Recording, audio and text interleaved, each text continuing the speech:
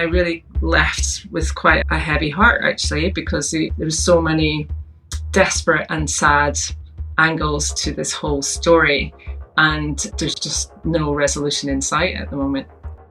I'm David Knowles, and this is Battle Lines. I've made wartime decisions. I know the choices are never clear or easy for the leadership. I just find bombs and I find dead people, but it's a really scary thing for me.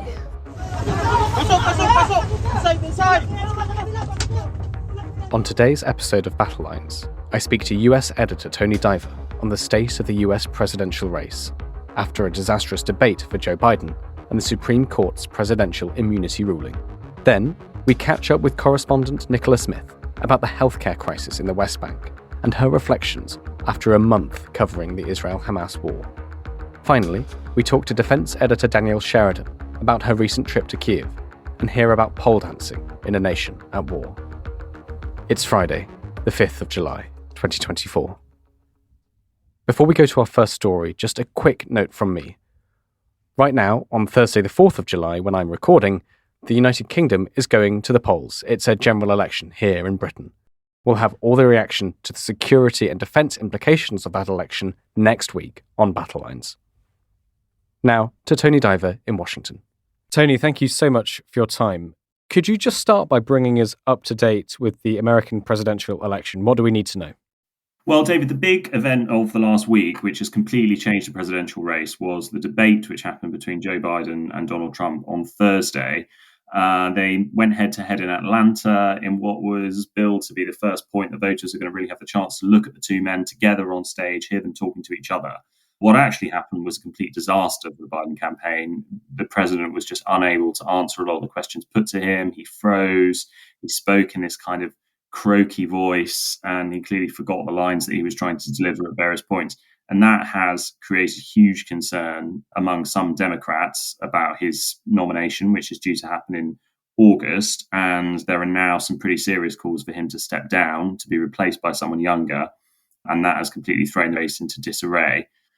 At the same time, you've also got a major Supreme Court ruling, which happened earlier this week, which says that Donald Trump has some immunity in the various cases that he's facing in the US courts from actions that were taken as official actions while he was president, which completely changes the legal landscape going on at the same time. So the two biggest stories, basically, of the US election, which are Biden's health and Trump's legal problems, have both blown up in the last 6 days. And it's been a pretty crazy time for those of us working on it. Yeah, I can imagine. Tony, what are the security implications of a sitting president who many feel can't do the job, especially if he's sleepy, unable to formulate his thoughts, formulate sentences? Could you talk us through what people are thinking? Yeah, well, this is actually one of the major attack lines which is delivered by the Trump campaign, which is to say, what if Iranian-backed groups attack US forces in the Middle East in the middle of the night? And what if the red phone line with Russia suddenly goes off at 3 o'clock in the morning and Putin wants to talk? What if there's a major development in the war in Ukraine? Well, actually, what happens then if you have a president who, according to some briefing, is after 4 o'clock in the afternoon not really able to function at his maximum capacity? So there is concern about that, certainly. And foreign policy, as we know, is one of the most unpredictable areas that a president has to deal with. It is also one that involves a lot of foreign travel, which is another thing that has made life more difficult for Biden. Crossing those time zones, being jet lagged, all of that has an impact on his ability to perform. So I think there are concerns about that. It's also worth saying that when you speak to aides about what he's like behind the scenes, they often stress that he is at his most acute and his most sharp when he is in meetings about foreign policy. And people certainly talk about the night that Iran launched its attack on Israel and Biden had to go into an emergency negotiation with Netanyahu to stop a major Israeli offensive in retaliation. They say that is actually some of his most impressive moments is when he's dealing with those issues.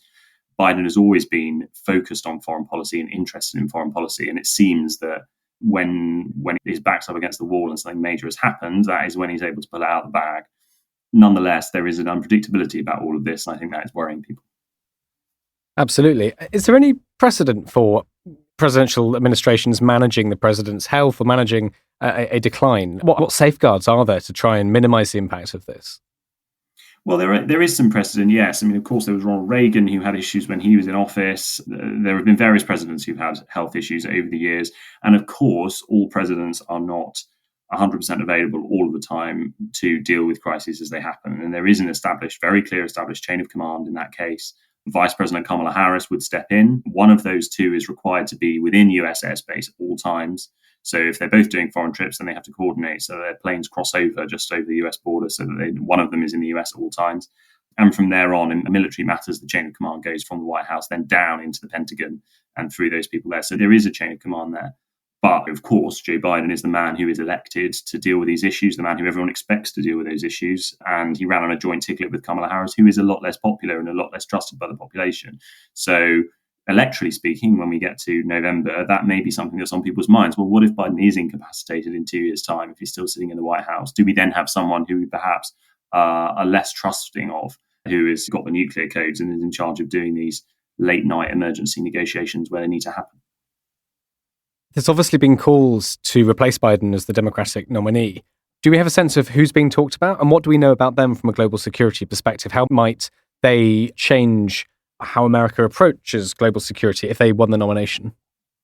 Well, inevitably, the front runner is Kamala Harris because she's the vice president. The advantage for her from a political point of view is that she will have continued access to campaign funds that Biden has built up. There's $240 million sitting in a bank account, and anyone else whose name is not Biden or Harris is not able to access it. So that's one major reason why she's the front runner if there was to be a replacement. We don't know a huge amount about Kamala Harris's foreign policy and security credentials. I mean, the main thing that she's taken the lead on in terms of foreign issues is the AI Institute, which the US has launched. The US has got an AI Safety Institute very similar to the one in the UK. Kamala Harris came over to the UK to help Rishi Sunak launch his AI Safety Institute last year. And that has been something that she's been very focused on. But I mean, in terms of military and security matters, things that are strictly security related rather than diplomatic, she does have a lot less of a profile on those issues. And I think that probably will be a question that people will be asking of her in the coming weeks. As for others, people are talking about Gavin Newsom, the governor of California, who has had some experience negotiating with China. There's an interesting, he went over to China to visit last year, which was seen as a kind of interesting signaling exercise, perhaps, for his future presidential ambitions. And a couple of other governors as well. People are talking about Gretchen Whitmer and J.B. Pritzker in Michigan and Illinois. But inevitably, state governors just don't have the kind of international experience that someone operating at the federal level does, because all of that stuff is reserved to the White House. After watching the debate from the UK, it felt completely unprecedented. It felt quite a large surprise to suddenly see that the President of the United States couldn't answer basic questions and couldn't formulate his thoughts. What does it feel like in Washington? Does it feel like you're in uncharted territory here? Well, it does. And strictly speaking, it's not unprecedented for there to be a change in candidate at this late stage, but it's certainly not what anyone was expecting. And this story about Biden's age and his health has been rumbling along largely in the right-wing US media for some months. And it's always been dismissed by the White House as rabble-rousing by the Trump campaign, selectively edited videos, negative briefing, but all basically nonsense is what they've been saying. And I think what that debate did was really throw all of this out into the open and said to the American public, look for yourself. Look at a man standing on the stage, live on TV, no editing, no political chicanery, and see how he's able to answer these questions. And the answer, honestly, was that he wasn't able to answer them very well. So I think there was a sense of great shock from the party. There was a sense of fear about what comes next, whether that's him being replaced or indeed him losing in November to Donald Trump. And now a huge amount of scrambling to try and work out what to do next, whether that's shoring up voters and support within the party or whether it's thinking about someone else. And as for Trump, have we learnt much more about his approach to foreign affairs if he did win a second term? Well, you and I have spoken before about Trump's approach to NATO on our Ukraine the Latest podcast. We've talked about how he's been a lot more skeptical than most Americans on the role of NATO. He suggested that he would be willing to withdraw some US support for the alliance if other countries weren't willing to stump up a bit more cash to boost spending to 3% of GDP.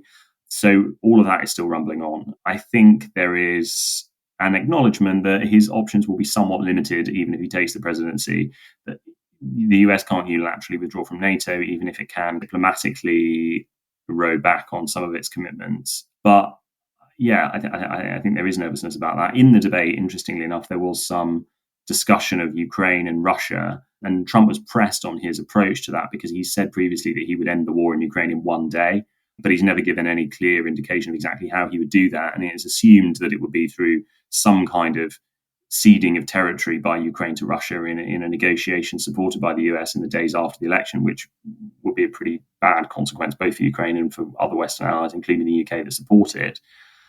Trump was asked about that, and he said that he thought Putin's current negotiating position, which is, as we know, that he's seeking to take control of Kherson and Donetsk and a lot of those places where the fighting is still going on, or indeed territory that Russia controls at the moment. He said that negotiating position is not one that he would countenance, and he doesn't agree with Putin there. So it's a pretty low bar, it must be said, but we've at least bottomed out. Trump is not on the same side as Putin in these negotiations. Quite what would come next, we don't know.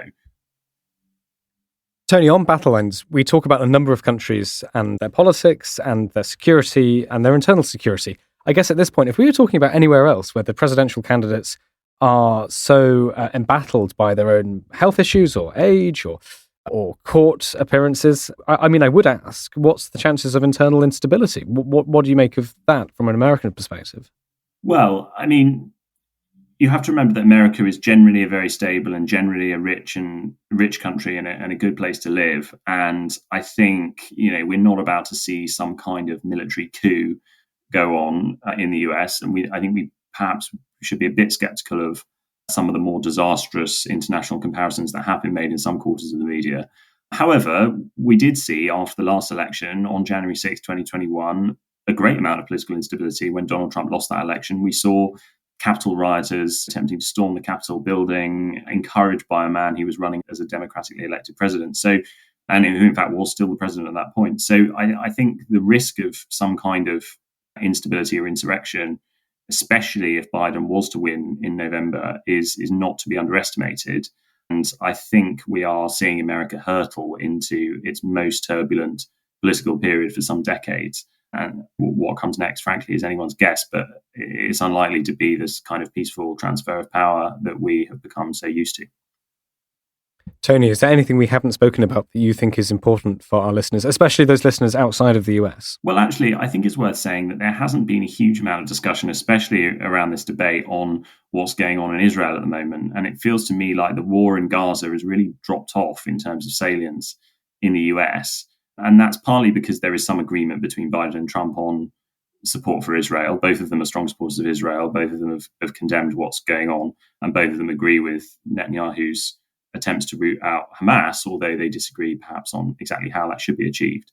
We haven't seen a lot of discussion of that. And we don't have a particularly clear idea, especially what Trump would do if he was to be elected over that war. And I think the American political landscape does have a tendency to be very introspective, to focus on itself and to not look outwards to what's going on around the world. And my worry is perhaps that as all these questions of Trump's court cases and Biden's health take over and become the dominant narratives in the lead up to the election, then foreign policy and security will not be given the kind of prominence that it deserves and which I think the American public frankly expect.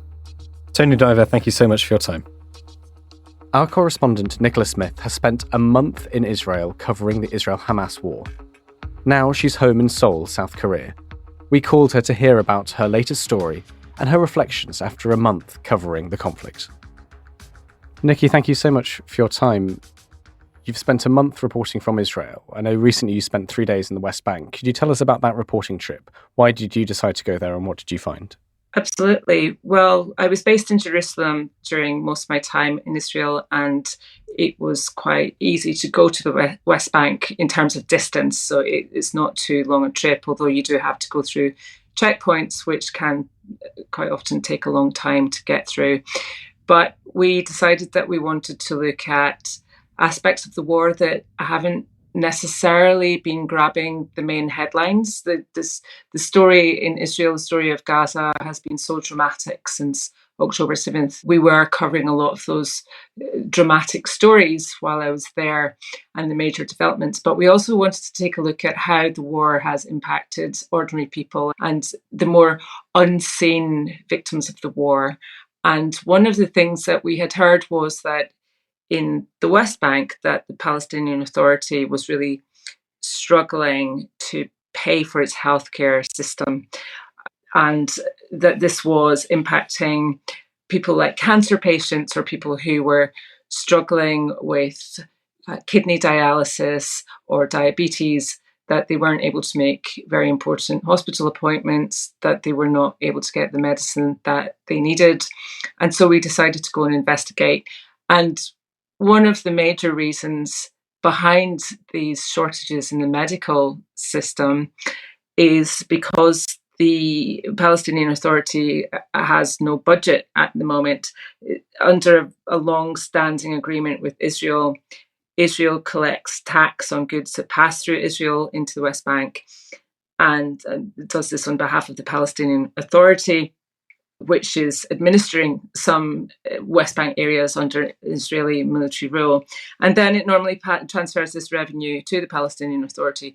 But since October 7th, that has been stopped and these funds have been frozen by the finance minister, Smotrich. And the World Bank has warned that Palestinian Authority's fiscal situation is extremely bad, that it's on the brink of collapse. The Americans have warned Israel, they warned in June that if this happened, that there would be a massive negative effect on Israel. And so one of the problems that this has created is that the government health system in the West Bank has no money. And so doctors are now on half pay, which means that a lot of clinics are only operating for 2 days a week rather than 5 or 6.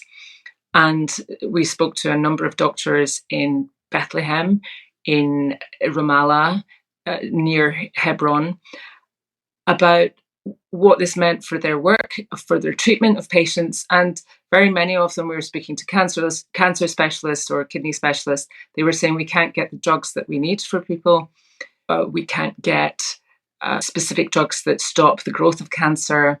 We're struggling to find medicine for kidney transplant patients that helps their bodies not to reject the kidney. We spoke to many patients about this, and patients who were really struggling health-wise. We spoke to one man who was 70 and he said that he had pancreatic cancer and he couldn't get one of the 3 main drugs in his treatment regime. He said that he hadn't been able to get that for the past month or so. He was really worried about it. He wasn't getting better. We spoke to another woman who had a kidney transplant 3 years ago, who said that she was crowdsourcing the drug that she needed to stop kidney failure happening again. And she was just on the phone to people she needs about 150 to 180 pills a month. She's only been given about 10 to 20 at the minute. So she's having to try and source those herself in Turkey. And it's a very difficult situation for these people. They're also afraid to go to hospitals. They're afraid of the roadblocks. They're afraid of settler violence. It's taking them hours longer than it normally would to reach appointments. And then for people who need specialist care in the better hospitals in East Jerusalem, they have to get travel permission from the Israeli authorities to pass through the checkpoints. And many of these have been refused since October. So the WHO, the World Health Organization, put out figures in May saying that from October last year until the end of May this year, 44% of 28,292 patients who'd requested travel permits to go for treatment were either denied or were still pending. So that's a lot of people who are not getting the healthcare that they need. And obviously that's going to have a long-term impact. We went to one hospital in East Jerusalem, Augusta Victoria. We spoke to the CEO and he just had all of these files on his desk. And he was saying, well, I've got 5 referrals of women with breast cancer and I've only got funds to help one. And he was talking about young women who could survive, who would have a good chance of survival if they got the drugs that they needed. What were the hospitals like? Where were you? In clinics and hospitals? What did you see could you take us into your mind's eye when you were walking around talking to these people? We went to one major hospital in Ramallah. So that was the Palestinian medical complex. And that was one of the main hospitals in the West Bank. It was quieter than I thought it would be on the cancer ward. And that's partly because they don't have enough staff to come in at the minute, because the staff are on half pay and the COO of that hospital explained to us that this has a huge impact on their ability to travel, that not only do they have to, is their commute much longer, but they also can't afford the transport because they have families to feed. They're having to decide between food for their children and paying for transport. So in that hospital, it was a bit quieter than I expected on the cancer ward, but we spoke to several people about what it had been like for them.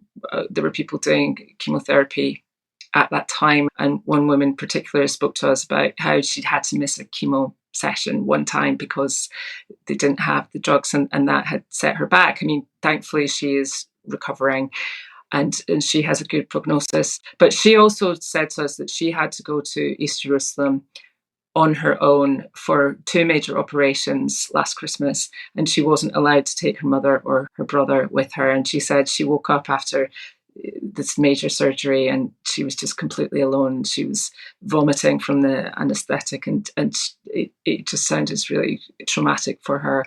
But we also went out to a couple of clinics, and these were really busy. So these were more in villages. We went to one clinic near Hebron. That one was so busy because it was only open 2 days a week, and for the same reasons that the doctors weren't getting paid. And so there were just dozens and dozens of people lining up in very crowded rooms trying to get medicine for chronic diseases like hypertension or diabetes or kidney disease, weren't able to access medical care very easily. So as soon as the clinic was open, they were lining up at the doors. We went out with a mobile clinic, and there's about 10 mobile clinics that are trying to make up, and they're privately funded from donations, and they're trying to make up shortfalls in the medical system at the minute. And so they're just going out to different locations. People know when they're coming, they're taking basic medicines. But again, they're running out because of increased demand. The person who was in charge of these mobile clinics said that they've seen about 20% more patients coming.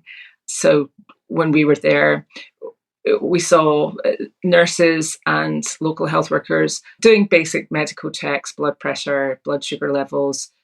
There were people there with all kinds of ailments. There was, for example, a 7-year-old boy who was there with a sore throat, regular illnesses like that. There were a lot of old people there trying to get medicines. There was a woman with stomach cancer who told us that she had been granted permission to go to one of the big hospitals in East Jerusalem, but she was struggling to afford her treatment because another aspect of the story is that Israel has blocked tens of thousands of Palestinians from going to work in Israel.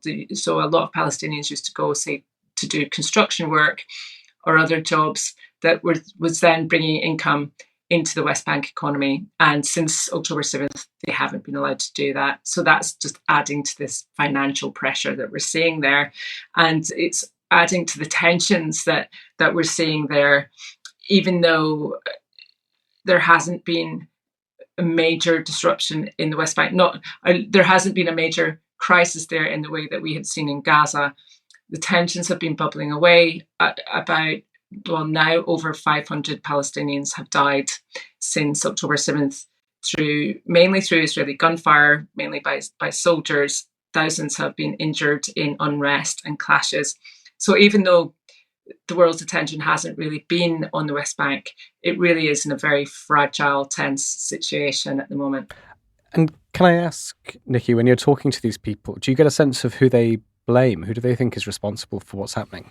The people that we spoke to, the doctors, the patients, they largely blamed the Israeli government for their situation, for cutting off these funds, and very specifically the finance minister, Bezalel Smotrich, who has really made it his policy to cripple the Palestinian Authority financially. So they were really looking towards him as the reason for their own particular struggles in the health system.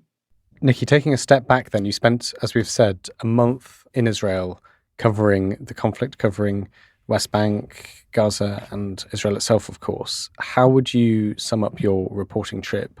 What did you find there? What would you want listeners who are not there to understand about what's happening? I think it was certainly one of the most intense reporting trips I've ever done. I think it's touching so many aspects of everybody's lives all the time. You can never really escape from it. In Jerusalem, there are also constant pressures on people. There's constant tension. There's so many different layers to this story as well. It's not only the terrible terror attacks that happened on October 7th and also the awful strikes on Gaza and the images that we're seeing there of children being killed and injured and people being forced to leave their homes. All of this is a huge human tragedy, and it's all so intertwined in politics as well, not only Israeli politics, but geopolitics. And there's so many facets and angles to this that it's really hard to get on top of. It's really hard to see a way out of it and to see some kind of peaceful resolution. Everybody hopes that there will be eventually. But you're really swinging between this human tragedy and very fractious politics in Israel as well that is also contributing to this whole situation. And you have these elements of the Israeli government that are really quite far right, that many people have been accusing of stoking the situation, of delaying an end to the war in Gaza or stoking further tensions in the West Bank. I really left with quite a heavy heart, actually, because there were so many desperate and sad angles to this whole story, and there's just no resolution in sight at the moment. And finally, Nikki, out of all the people you met over the past month, who for you sticks in your mind the most and why? That's such a difficult question, because there were so many people who I met who I found to be impressive or inspiring, or just who really, their stories really moved me. There was a group of mothers who I really enjoyed meeting, who were very passionate about trying to find a peaceful end to the war. They were mothers of soldiers who said to me that they believed very much in the first few months of the war that Israel really had to defend itself, but now they doubted that the government was going in the right direction. And they were out on the streets and protesting and saying, we want our children to come home. We don't want them to be fighting for a government that doesn't have an end game in sight. And so I think they really stick out in my mind. And then most recently, one of the first cancer patients that we spoke to, this 70-year-old man with pancreatic cancer, I do think of him a lot because he just seems so devoid of hope and just so desperate that I really hope that at some point he will get the treatment that he needs. Nicola Smith, thank you so much for your time.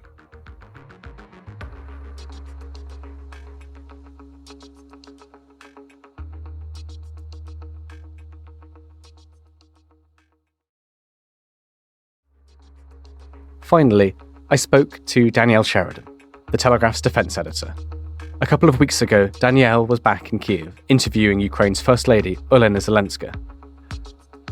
Aside from this fantastic interview, which you can read in our show notes and we'll have on the Ukraine the Latest podcast next week, Danielle spent some time with the pole dancers of Kiev in a studio in the city. I wanted to hear about that and how the war had affected how people unwind, relax, and exercise. Here's Danielle Sheridan. You were back in Ukraine a couple of weeks ago. Can you just tell us why you were there? How did you get in and out? Thanks for having me. Yes, I recently went to Ukraine. I travelled to Kiev because I had secured an interview with Ukraine's First Lady, Olena Zelenska. That in itself was no easy feat. I think it took me over a year to get the opportunity to sit down with her. It was really rewarding, and it was just brilliant to get this insight into her life as the wife of the president and also a mother living in a war zone. We'll talk about that interview on our sister podcast, Ukraine the Latest. What I'm interested from you, Danielle, is your sense of the morale, of the sense of place in Kiev, in Ukraine. You've been back and forth to Ukraine many times over the past 2.5 years, covering the full-scale invasion. What struck you as different this time? Or maybe some things jumped out at you. What struck you as different this time? It has been really interesting going back over the years, because when I first went, it was actually really scary to go to Kiev. I remember when I first ever went to Ukraine, I was in Lviv, which was considered safe, the western part of the country. And making that journey from Lviv to Kiev was so intimidating. And we had to drive without our car lights on, and there was checkpoint after checkpoint, and we were being interrogated. That has subsided, and when we come across a checkpoint, they're few and far between these days. I'm right in thinking there's still a curfew, although I was in bed long before the curfew this time. When I first went, you couldn't buy alcohol after a certain time. Your option was to eat in the hotel. You couldn't go out to restaurants. And slowly, life has been coming back to the city over the years. So you can go to restaurants, you can go to bars. As I said, I think a curfew still exists. You walk around the city and you don't necessarily feel like it's a war zone. This is Kyiv specifically. But then there are reminders. So I needed to exchange some currency, and I went into a local kind of like corner shop to do it, and there was an electricity blackout because the Russians are targeting their electricity. So I wasn't able to change that currency, which then meant I couldn't buy something I needed, and likewise people can't trade and go about their days. And the electricity blackouts are really inconvenient. Lots of people have generators, which helps them. I'd suddenly not be able to hear from someone for hours because their phone had run out of battery and they had no way of charging it. And likewise, if you're staying in a tall hotel and the lift is out, which kept on happening to me, I would have to walk up however many flights of stairs. So you are reminded that things aren't completely normal. And also, there are air raid sirens. I have this funny thing, and there's a department store. I have never been able to get inside it because every time I've gone to Kyiv and I've walked to this department store, there's been an air raid siren. And lo and behold, I needed to go there on the last day of my trip. I walked down and there was just everyone was sat outside. And it was because there was this air raid siren, so you couldn't go in and shop. And it's those kind of reminders that this is still a city under threat. But I would say that even though it was an air raid siren, people weren't running to shelters. People were just sat on their phones waiting for it to pass. And including myself, I just sat with them. There wasn't a sense that I should go into a shelter. I don't know if readers will remember, but I had a front page the first time I was in Ukraine about a village, Andriivka, which was completely annihilated by Russians, and they dug up a woman's back garden and said, this is a graveyard and we're going to bury you all in it. It was really harrowing.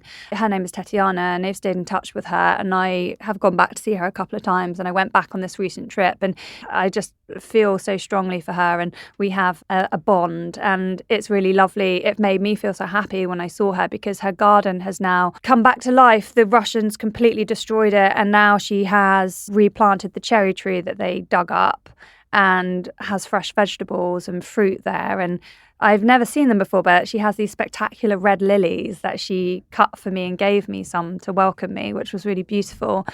But when we sat down to talk, she has post-traumatic stress disorder. And while there's the very visual, oh, life is better and you have your garden back in one piece, the actual scars that the Russians inflicted on them haven't gone. And she is also not a wealthy person. She isn't having therapy to deal with her PTSD. It's just something she's having to live with. It was really moving to talk to her 9-year-old grandson because he has good English, so we were communicating through him. And he told me that there was recently a missile strike not so far from their village, some months ago. And he described it to me as I shot out of bed and felt like my soul had exited my body. And I just thought, you poor person, we are able to kind of dip in and out of the news, and I'm able to go into the war zone and leave and come back to London, and they don't have that. So I guess that's a long-winded way of saying that life goes on, but the fact it's a war zone, it is still prominent, whether you don't necessarily see it at first glance or not. Danielle, you meet such varied and interesting people on your travels. So from Tatiana and her vegetable garden, could you tell us a little bit about the pole dancing studio in Kiev? Yes. So as we discussed, I've been going to Ukraine for a couple of years now. And what I found personally really difficult when I first upped sticks and went was that I had no way to switch off in the evening other than drinking with reporters, which is probably not the best coping mechanism because, let's be honest, it's quite difficult things we're seeing. And for me, exercise really helps. I wanted to be able to do some exercise in the evenings while I was in a war zone, because otherwise I think I'm going to go insane if I just go to work, do my interviews, eat in a restaurant and then go back to my hotel room. And yeah, I love pole dancing. It's my thing. I'm on a mission to make it less stigmatized. I think that whilst it has lots of connotations with sex workers and strip clubs, it's also a really brilliant form of exercise and it's a lot of fun. And I wish I liked netball, but I don't. So this is what I do to keep fit. And anyway, the pole dancing community is really warm and welcoming. And I was just looking for studios on Instagram and came across this particular studio, and the woman who ran it, the studio is called Cherry Pole Place, and if readers subscribe, I wrote about it in our Foreign Dispatches newsletter this week. But Inna, the woman, owns Cherry Pole Place and invited me down, and we basically, it was just quite a funny turn of events because I'd spent the afternoon interviewing the First Lady of Ukraine at the office of the President, and then nipped in an Uber down to a pole studio and spent the evening dancing with this woman. What was their reaction when you told them that? When I told them who I'd been interviewing, I actually think they weren't that fazed by it. They were like, oh, cool. To me, it was this massive deal. But yeah, we had a really nice evening and we had some really good chats. And she was explaining to me how basically this studio had become a lifeline for her and the girls she teaches to dance. So when the invasion happened, she had been a teacher at another studio. She said from the first explosions, that studio she taught in closed down. And then life became a series of surviving. You were going to a train station for shelter or going to the underground bunker in your apartment building and hoping that you would wake up to see the next day. And after some weeks of surviving in this way, she just thought, I can't do this anymore. I need to do something. What makes me feel better? Exercising. What's my exercise? It's pole dancing. And she had the keys to the studio she taught at. And she texted a few of the women she had taught and said, do you want to meet me here? We can do a class. And lots of people were too scared. What was a 12-minute drive to the studio from where she'd lived became over an hour because the route was now not possible to drive down because of roads had been blown up and bridges had been destroyed. So there were checkpoints and back routes and also the real threat of missile strikes. She described driving and looking up through her sunroof and being convinced that a rocket was going to fall any minute. And she said that was the kind of fear she was dealing with, but she decided that fear was worth it to exercise and make herself feel better and also connect with these other women. And did you hear many of their stories as well? Were they dancing for the same reasons that you danced, to switch off and to keep fit? The women that I met in Ukraine that were dancing were just middle-class women that loved dancing, see it as a fun way of exercising, found it essential to exercise in order to maintain a healthy state of mind. And this one poor woman, she's from the Zaporizhia region, has dealt with the loss of a parent since the Russians invaded. So her dad was very poorly and needed urgent medical help, but the Russians had occupied her city and ambulances weren't coming in to the region to evacuate people. So her dad just died. That's the kind of trauma that she's now dealing with. She lives in Kiev where she works. Her family are still there in the occupied city. And she's dealing with grief. She's grieving her father, who could have survived if the Russians hadn't occupied and he could have got to a hospital. And for her, dancing in the evening is the one moment of time where she is not thinking about the war, not thinking about the tragedy that took over her own life and her country, and is able to, for an hour, just have fun and move her body in a way that makes her feel good. Is there anything that distinguishes a Ukrainian pole studio from a British one? Is there anything that is a bit different for you going in there? Well, I can tell you they're very good. So when I was growing up, I was a gymnast and then I was a synchronized swimmer. So I used to compete. And whenever you turned up to these competitions, if there were Ukrainians or Russians on the competition board, you'd know you were going to lose. Like, you can't win. So naturally, they were brilliant. Ukrainians are just excellent sports people. The other distinguishing factor is that there was an electricity blackout, so we had no aircon. So it was boiling hot and we were doing it in the dark at one point. I wrote about in my newsletter. Last night I was able to go to a lovely pole studio in London which had aircon that was functioning and lights, and I can dance safely knowing that there isn't a threat from a missile. And I'd say that's the big difference, really, other than the fact that they're also brilliant. Danielle Sheridan, thank you so much. Thank you. That's all for Battle Lines this time. Please join us again next week for more of the Telegraph's best foreign reporting. Goodbye. Battle Lines is an original podcast from The Telegraph. To stay on top of all of our news, analysis and dispatches from around the world, subscribe to The Telegraph or sign up to Dispatches, which brings stories from our award-winning correspondents straight to your inbox. We also have a live blog on our website where you can follow updates on Israel and Gaza as they come in throughout the day, including insight from contributors to this podcast.